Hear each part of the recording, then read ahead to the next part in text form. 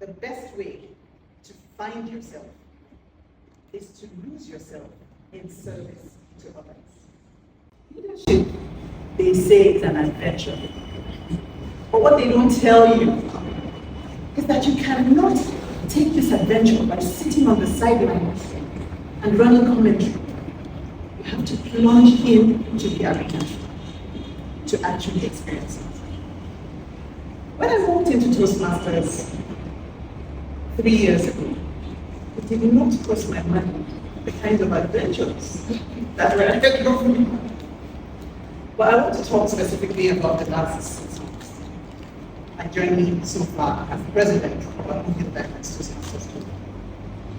It has been an adventure that is full of challenges, of growth, and most especially of invaluable lessons, which I hope to share with you today. So first, the challenges. I think the first challenge that hit me was just the sheer weight of responsibility. The fact that if anything went wrong, the buck stopped at my table. And also the fact that if morale was low, I had to find innovative ways to raise morale, to help people to stick with it. Now, added to the regular challenges of leadership, bear in mind that outside of Toastmasters, I've experienced leadership. I've worked in civil service, I've worked running my own businesses. I've had staff, I've had people look up to me.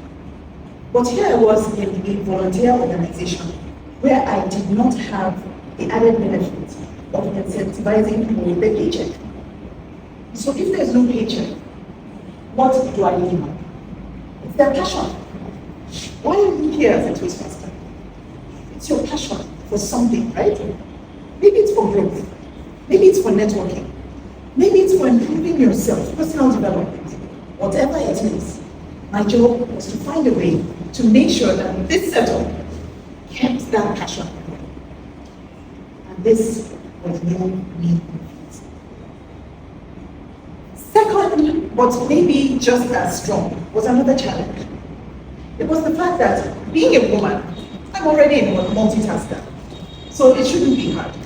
Being a multitasker and a Toastmaster, that was a difficult mix to combine, and I had to find a way to make that work. So that was challenging, but I had options. Throw up your hands, throw in the towel, give up, or brace yourself. Tell yourself every day, sometimes more loudly than others, yes, you can do it. And I chose the second option. So what were some of the benefits? Oh, there are lots of benefits of leadership. We know a lot of the benefits of public speaking, but in leadership in a volunteer organization, it pulls out parts of you that you didn't know existed.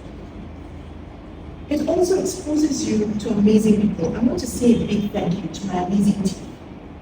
That I had to lean heavily on the resources of other people, their wisdom, their strengths. Whether I'm talking of my vice president education, the phenomenal backstage worker that was making things happen. You would come and just meet this person speaker, that person is Gabriel. Who was doing all of this? Or was it my VPM? When I receive calls from some random person, I want to join the club. I say, okay, I will send your number to you. My VPN will just make it happen. Or is it the SAA, setting up the place, the secretary, making the documentation happen? So many amazing skills that they brought to the table that I would never have been able to work with. My treasurer, keeping the money flowing, because you all know, without the money, it wouldn't happen. Amazing people, every one of them pulling their weight.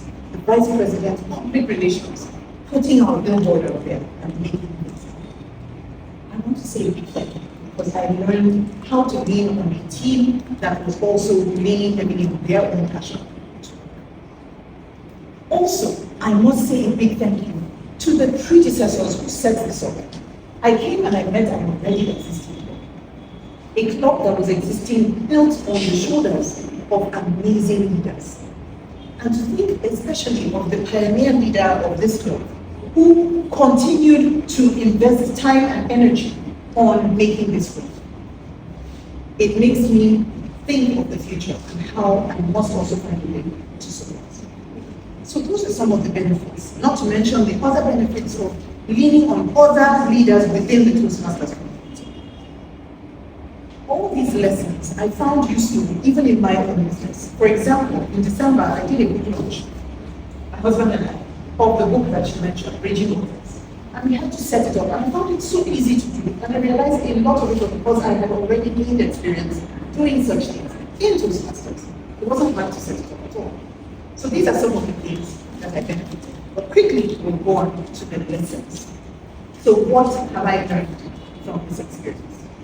The first thing I learned was that to be able to lead properly, there's one person that you must lead first, and that is yourself. I had to learn to lead my emotions, to lead my mind. When I felt like giving up, when I felt overwhelmed, I had to learn to. The second thing is that leadership is service. It's not about what you give, it's about what you give.